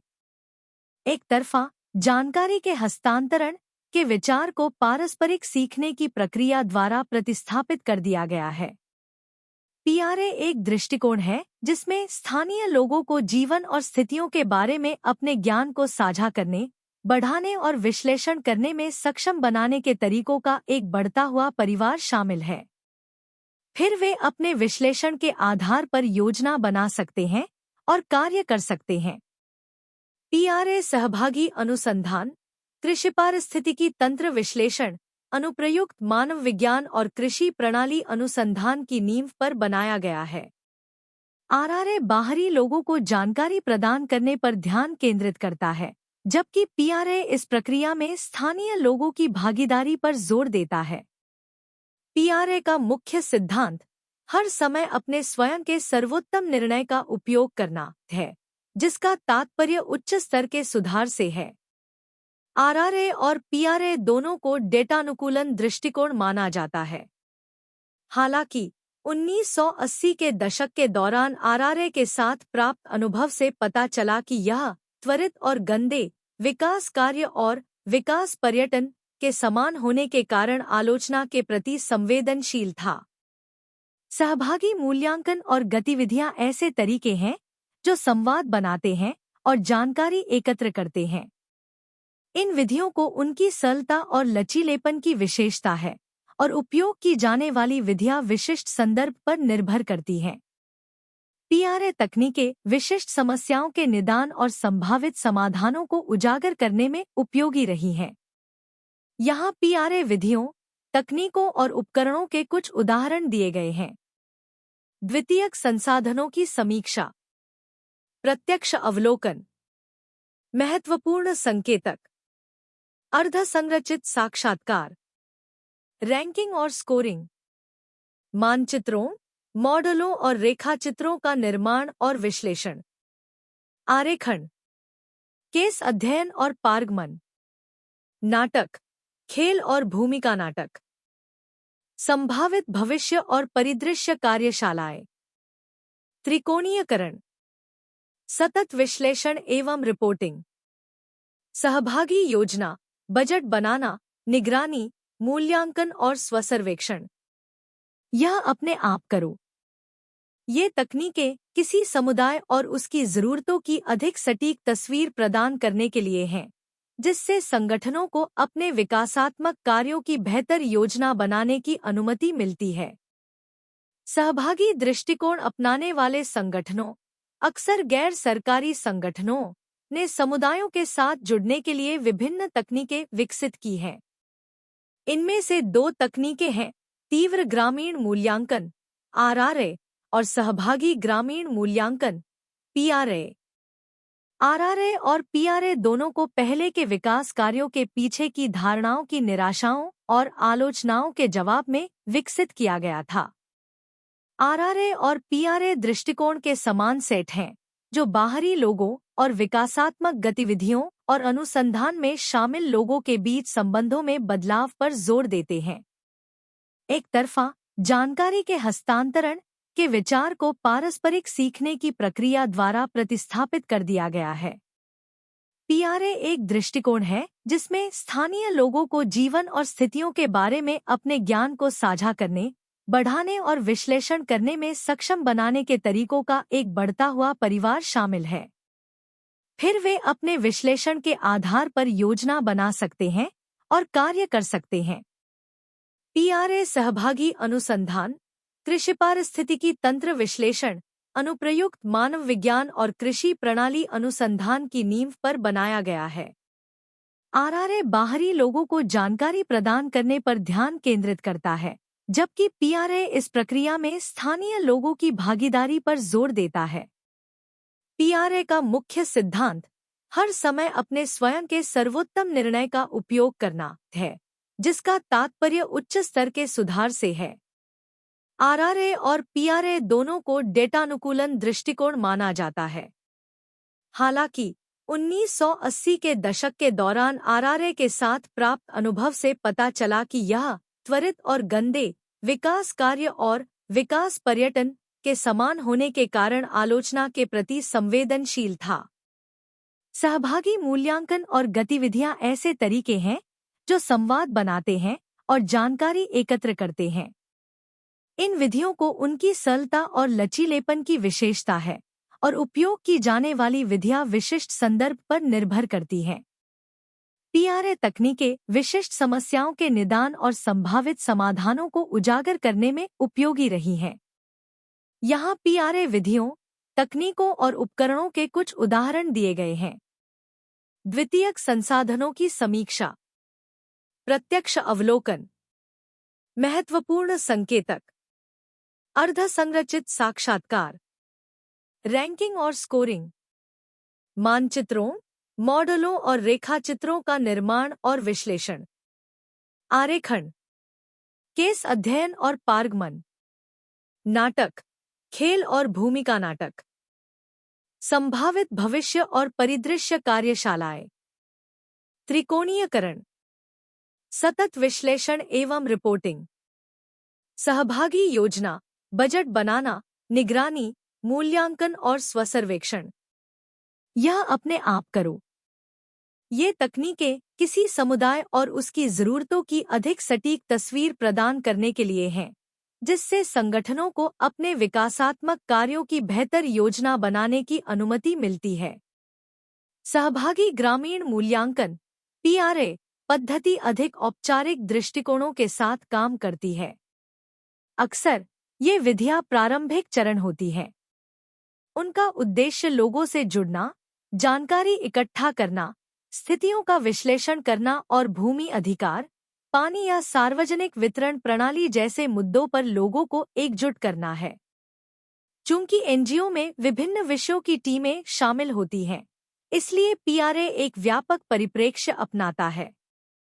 चिकित्सकों ने पीआरए के उपयोग की 3 मुख्य चुनौतियों की पहचान की है। बहुत तेजी से फैल रहा है।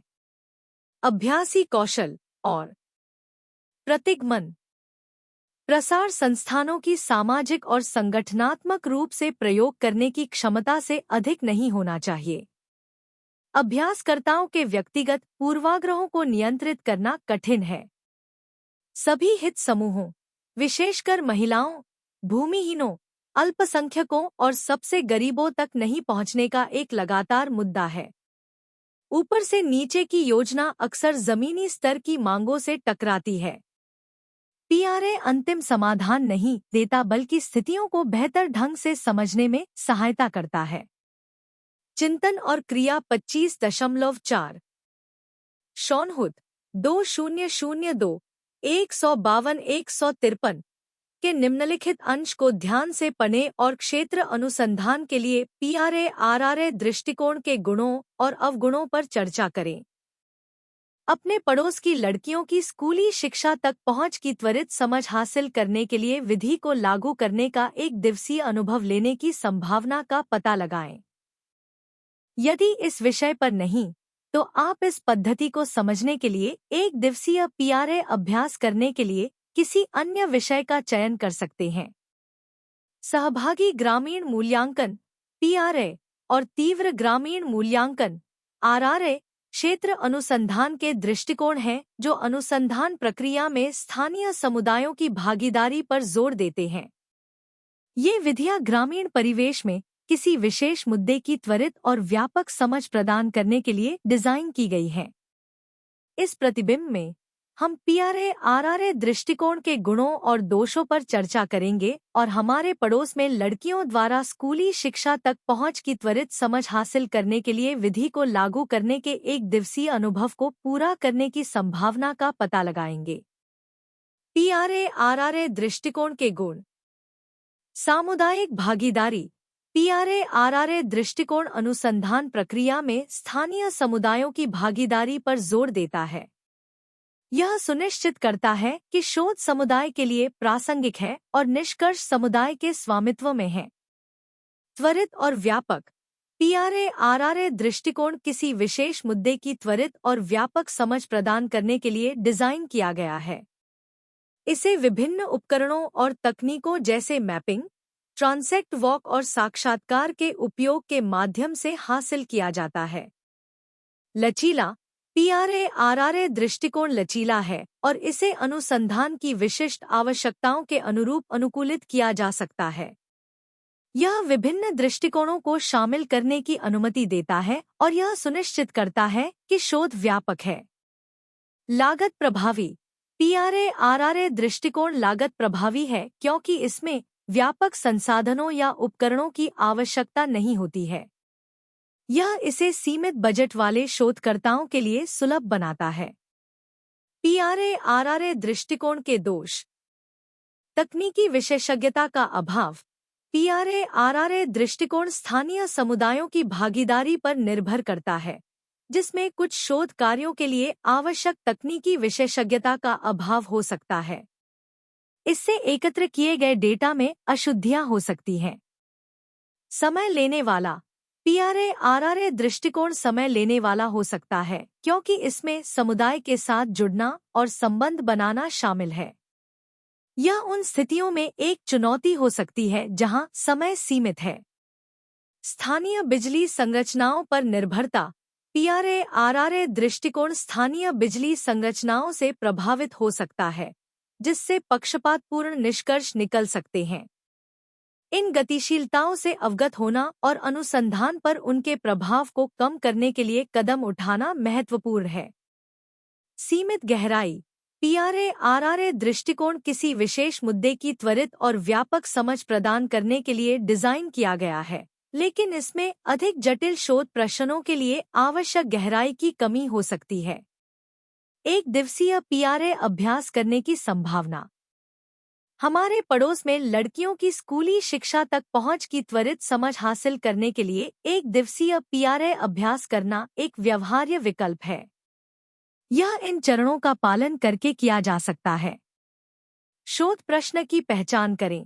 पहला कदम शोध प्रश्न की पहचान करना है, जो इस मामले में लड़कियों द्वारा स्कूली शिक्षा तक पहुंच है। उपकरण और तकनीकों का चयन करें। अगला कदम उन उपकरणों और तकनीकों का चयन करना है जिनका उपयोग डेटा एकत्र करने के लिए किया जाएगा। इस अभ्यास के लिए हम मैपिंग, साक्षात्कार और ट्रांसेक्ट वॉक का उपयोग कर सकते हैं। समुदाय के साथ जुड़े। तीसरा कदम समुदाय के साथ जुड़ना और संबंध बनाना है। यह अपना परिचय देकर और शोध के उद्देश्य को समझाकर किया जा सकता है। डेटा एकत्र करें। चौथा चरण चयनित उपकरणों और तकनीकों का उपयोग करके डेटा एकत्र करना है। यह पड़ोस में स्कूलों के स्थान की मैपिंग करके, माता पिता और शिक्षकों के साथ साक्षात्कार आयोजित करके और स्कूलों की पहुंच का निरीक्षण करने के लिए ट्रांसेक्ट वॉक आयोजित करके किया जा सकता है। डेटा का विश्लेषण करें। अंतिम चरण डेटा का विश्लेषण करना और निष्कर्ष निकालना है। यह पैटर्न और रुझानों की पहचान करने के लिए मानचित्रों, साक्षात्कार प्रतिलेखों और अवलोकन नोट्स की समीक्षा करके किया जा सकता है। निष्कर्ष। क्षेत्रीय अनुसंधान के लिए PRA-RRA दृष्टिकोण ग्रामीण परिवेश में किसी विशेष मुद्दे की त्वरित और व्यापक समझ हासिल करने के लिए एक मूल्यवान उपकरण है। हालांकि इस दृष्टिकोण की कुछ सीमाएं हैं, जैसे तकनीकी विशेषज्ञता की कमी और स्थानीय बिजली संरचनाओं पर निर्भरता। इन्हें सावधानीपूर्वक योजना और कार्यान्वयन के माध्यम से कम किया जा सकता है। हमारे पड़ोस में बालिकाओं द्वारा स्कूली शिक्षा तक पहुंच की त्वरित समझ हासिल करने के लिए एक दिवसीय PRA अभ्यास करना एक व्यवहार्य विकल्प है और इस महत्वपूर्ण मुद्दे पर मूल्यवान अंतर्दृष्टि प्रदान कर सकता है।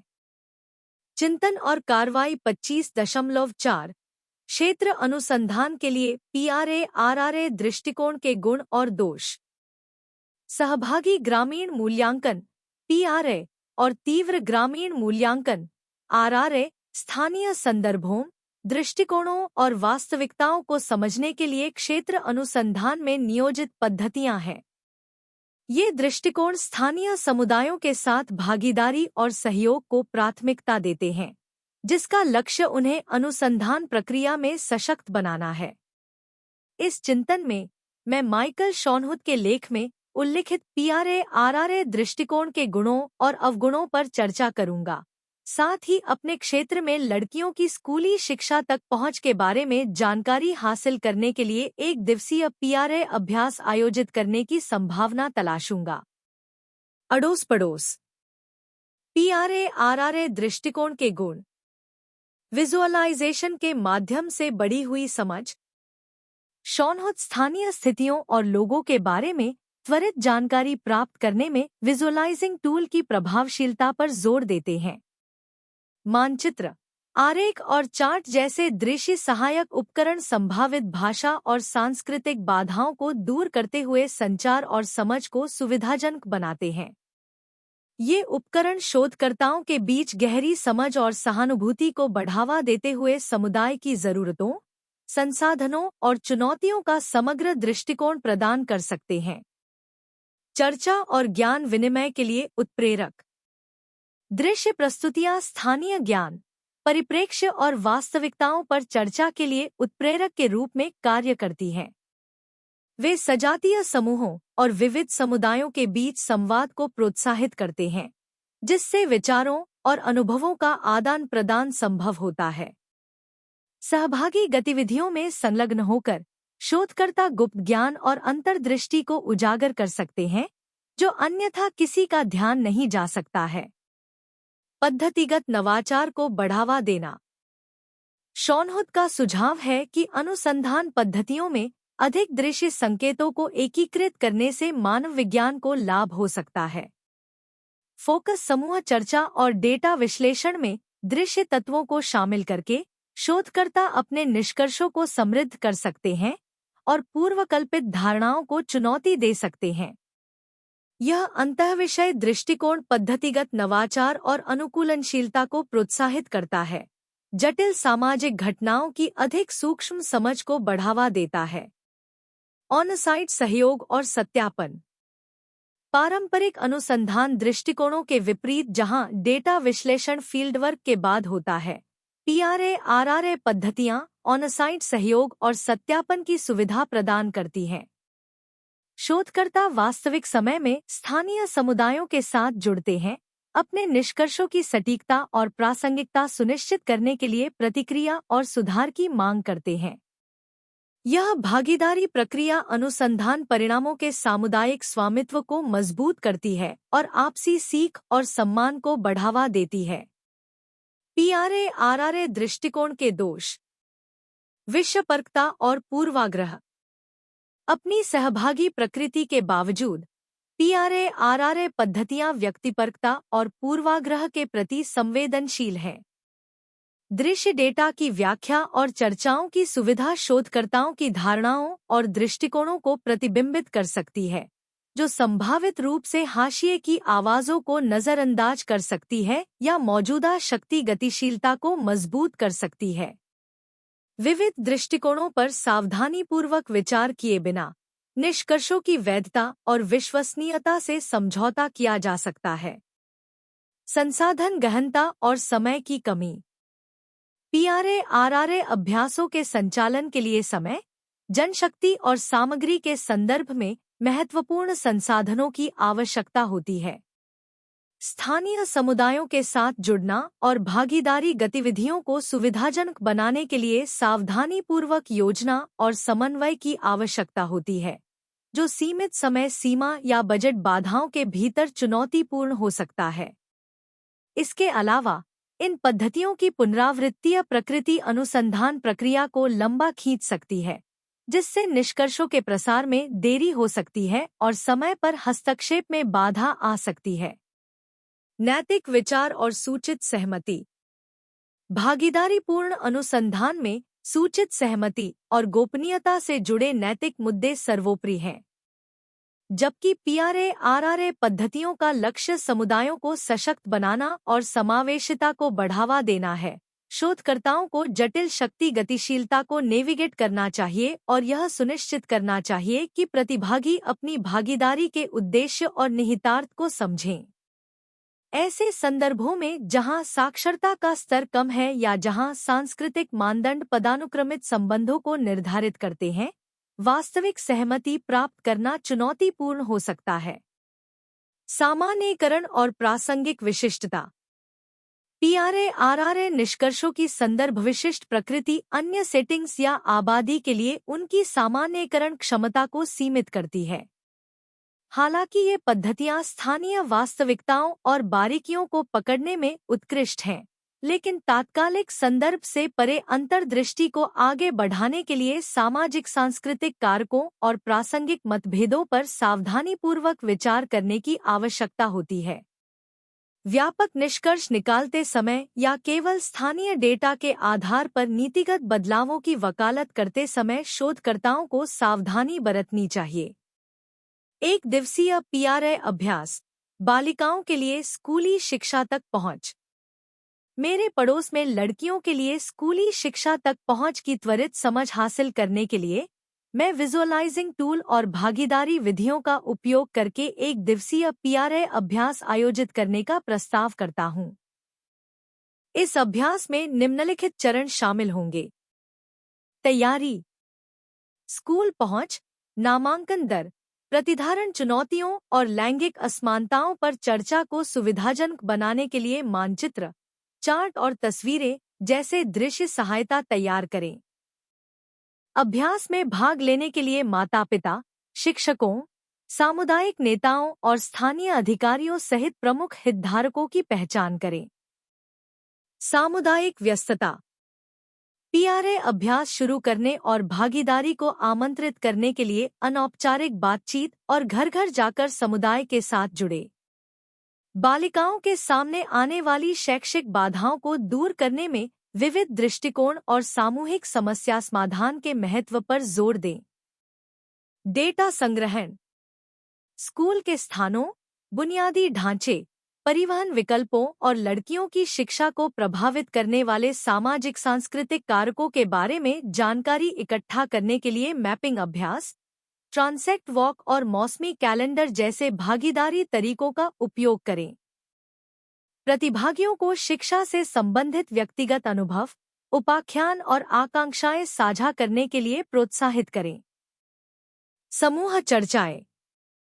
लड़कियों की शिक्षा के प्रति माता-पिता के रवैये, घरेलू गतिशीलता, आर्थिक बाधाओं और लैंगिक भूमिकाओं के बारे में सामुदायिक धारणाओं जैसे विषयों का पता लगाने के लिए दृश्य सहायता का उपयोग करके समूह चर्चा की सुविधा प्रदान करें। विभिन्न दृष्टिकोणों को पकड़ने और हस्तक्षेप के लिए क्षेत्रों की पहचान करने के लिए खुली बातचीत और सक्रिय श्रवण को प्रोत्साहित करें। चिंतन और कार्य योजना। एक चिंतनशील सत्र के साथ PRA अभ्यास का समापन करें, जहां प्रतिभागी सामूहिक रूप से निष्कर्षों का विश्लेषण करते हैं और लड़कियों के लिए स्कूली शिक्षा तक पहुंच में सुधार के लिए कार्रवाई योग्य कदमों की पहचान करते हैं। प्रणालीगत बाधाओं को दूर करने और शिक्षा में लैंगिक समानता को बढ़ावा देने के उद्देश्य से समुदाय के नेतृत्व वाली पहल और वकालत प्रयासों को प्राथमिकता दें। इस एक दिवसीय PRA अभ्यास के माध्यम से हमारा लक्ष्य हमारे पड़ोस में स्कूली शिक्षा तक लड़कियों की पहुंच को आकार देने वाले सामाजिक सांस्कृतिक कारकों की जटिल परस्पर क्रिया में मूल्यवान अंतर्दृष्टि प्राप्त करना है। विजुअलाइजिंग टूल और भागीदारी के तरीकों का लाभ उठाकर हम समुदाय के सदस्यों को सहशोधकर्ताओं और सकारात्मक बदलाव की वकालत करने वाले के रूप में सशक्त बनाने की उम्मीद करते हैं। शब्द संख्या 882। चिंतन और कार्रवाई 25.4। क्षेत्र अनुसंधान के लिए PRA-RRA दृष्टिकोण के गुण और दोष। जारी। एक दिवसीय PRA अभ्यास पर विचार। बालिकाओं के लिए स्कूली शिक्षा तक पहुंच पर एक दिवसीय PRA अभ्यास ने समुदाय के साथ जुड़ने और इस कमजोर आबादी के सामने आने वाली चुनौतियों और अवसरों के बारे में प्रत्यक्ष जानकारी प्राप्त करने का एक समृद्ध अवसर प्रदान किया। अभ्यास से कई प्रमुख विचार उभर कर सामने आए। सामुदायिक सशक्तिकरण और भागीदारी। अभ्यास की भागीदारी प्रकृति ने समुदाय के सदस्यों को लड़कियों की शिक्षा के संबंध में अपनी चिंताओं और आकांक्षाओं को व्यक्त करने के लिए सशक्त बनाया। माता-पिता, शिक्षकों और स्थानीय नेताओं को सक्रिय रूप से शामिल करके हमने शैक्षिक बाधाओं को दूर करने के लिए स्वामित्व और सामूहिक जिम्मेदारी की भावना को बढ़ावा दिया। सामाजिक सांस्कृतिक गतिशीलता की जटिलता। चर्चाओं से लड़कियों की शिक्षा तक पहुंच को प्रभावित करने वाली सामाजिक सांस्कृतिक गतिशीलता की बहुमुखी प्रकृति का पता चला। गहरी जड़ें जमा चुकी मान्यताएं, पारंपरिक लिंग मानदंड और आर्थिक असमानताएं महत्वपूर्ण बाधाओं के रूप में उभरीं, जिनके लिए स्थानीय संदर्भों और दृष्टिकोणों पर विचार करने वाले सूक्ष्म हस्तक्षेप की आवश्यकता है। संचार में दृश्य उपकरणों का महत्व। मानचित्र और चार्ट जैसे विजुअलाइजिंग उपकरण प्रतिभागियों के बीच संचार और समझ को सुविधाजनक बनाने में अमूल्य साबित हुए। इन सहायताओं ने जटिल मुद्दों को प्रासंगिक बनाने और संवाद को प्रोत्साहित करने में मदद की, विशेष रूप से अलग-अलग साक्षरता स्तर या भाषा दक्षता वाले व्यक्तियों के बीच। नैतिक विचार और सूचित सहमति। पूरी प्रक्रिया के दौरान सूचित सहमति और गोपनीयता सुनिश्चित करना सर्वोपरि रहा।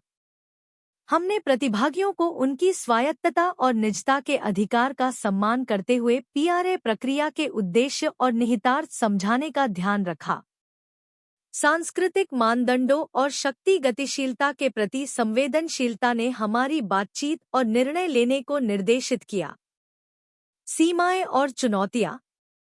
अपनी खूबियों के बावजूद एक दिवसीय PRA अभ्यास की सीमाएं थीं, जिनमें समय की कमी और अनुवर्ती गतिविधियों की आवश्यकता शामिल थी। लड़कियों की शिक्षा के सभी आयामों का व्यापक रूप से पता लगाने, सहभागी अनुसंधान की पुनरावृत्ति प्रकृति और निरंतर जुड़ाव के महत्व पर प्रकाश डालने के लिए एक दिन अपर्याप्त था। भविष्य के अनुसंधान और कार्रवाई के लिए निहितार्थ। एक दिवसीय PRA अभ्यास से प्राप्त अंतर्दृष्टि के आधार पर भविष्य के अनुसंधान और कार्रवाई के लिए कई निहितार्थ सामने आते हैं। अनुदैर्ध्य अध्ययन और सतत संलग्नता। शिक्षा तक पहुंच में परिवर्तनों को ट्रैक करने और समय के साथ हस्तक्षेपों के प्रभाव का मूल्यांकन करने के लिए अनुदैर्ध्य अध्ययन की आवश्यकता है। समुदाय के साथ निरंतर जुड़ाव उभरती जरूरतों और प्राथमिकताओं के लिए चल रहे संवाद और अनुकूलन को सुनिश्चित करता है। लैंगिक समानता के लिए अंतर्विभागीय दृष्टिकोण। भविष्य के अनुसंधान में अंतर्विरोधात्मक दृष्टिकोण अपनाए जाने चाहिए जो शिक्षा में लड़कियों के अनुभवों को आकार देने वाले उत्पीड़न और विशेषाधिकार के अंतर्विभाजक रूपों को पहचाने। अंतर्विभागीयता नस्ल, वर्ग, जातीयता और विकलांगता जैसे कारकों के अंतर्संबंध पर प्रकाश डालती है, जिसके लिए अनुरूप हस्तक्षेप की आवश्यकता होती है जो अंतर्विभाजक असमानताओं को संबोधित करते हैं। साझेदारी और सहयोगात्मक पहल। स्कूलों, गैर सरकारी संगठनों और सरकारी एजेंसियों सहित स्थानीय हितधारकों के साथ सहयोग, हस्तक्षेप की प्रभावशीलता और स्थिरता को बढ़ाता है। सामूहिक विशेषज्ञता और संसाधनों का लाभ उठाकर हम समग्र रणनीतियों को लागू कर सकते हैं जो प्रणालीगत बाधाओं को दूर करती हैं और सभी के लिए समावेशी शिक्षा को बढ़ावा देती हैं। नीति वकालत और संस्थागत परिवर्तन। शोध निष्कर्षों को शिक्षा प्रणालियों के भीतर लिंगोत्तरदायी प्रथाओं को संस्थागत बनाने के उद्देश्य से नीति वकालत प्रयासों को सूचित करना चाहिए। नीतिगत सुधारों और संसाधन आवंटन की वकालत करके हम सक्षम वातावरण बना सकते हैं जो लड़कियों की गुणवत्तापूर्ण शिक्षा तक पहुंच का समर्थन करता है और उनकी पूर्ण भागीदारी और सशक्तिकरण सुनिश्चित करता है। अंत में, एक दिवसीय पीआरए अभ्यास ने सहभागी अनुसंधान के सिद्धांतों को लागू करने और मेरे पड़ोस में लड़कियों के लिए स्कूली शिक्षा तक पहुंच में अंतर्दृष्टि प्राप्त करने का एक मूल्यवान अवसर प्रदान किया। पीआरए आरआरए दृष्टिकोण के गुणों और अवगुणों पर विचार करके हम अपनी कार्यप्रणाली को परिष्कृत कर सकते हैं और भविष्य के अनुसंधान और कार्रवाई पहल की प्रासंगिकता और प्रभाव को बढ़ा सकते हैं। निष्कर्ष। अध्याय 25 में समाजशास्त्रियों और मानव विज्ञानी अपने क्षेत्र अनुसंधान में उपयोग की जाने वाली विभिन्न विधियों के बारे में बात करते हैं। ये विधियां MSO 002 में आपके मिनी रिसर्च प्रोजेक्ट के लिए काम आ सकती हैं। हम अनुशंसा करते हैं कि आप अपनी परियोजना रिपोर्ट के कार्यप्रणाली अनुभाग में आपके द्वारा चुनी गई विधियों का उल्लेख करें और बताएं कि आपने उन्हें क्यों चुना। इसके अलावा आगे के पठन अनुभाग से अपने चुने हुए तरीकों के बारे में और अधिक पढ़ने पर विचार करें।